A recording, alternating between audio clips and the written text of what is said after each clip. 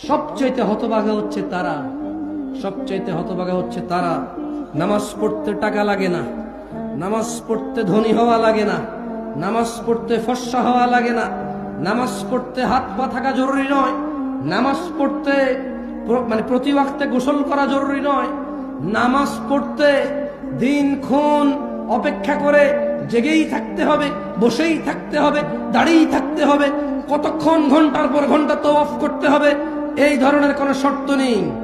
মহিলা পুরুষের আলাদা বিধান নেই, ধনী দরিদ্রের আলাদা বিধান নেই। হতভাগা তারা যারা সালাতকে ত্যাগ করেছে।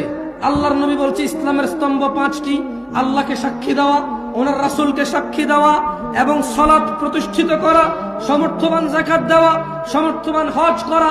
11 মাস শেষে 1 মাস রোজার মাস যারা পেল তারা রোজা রাখবে, যারা তারাই হচ্ছে মুসলমান।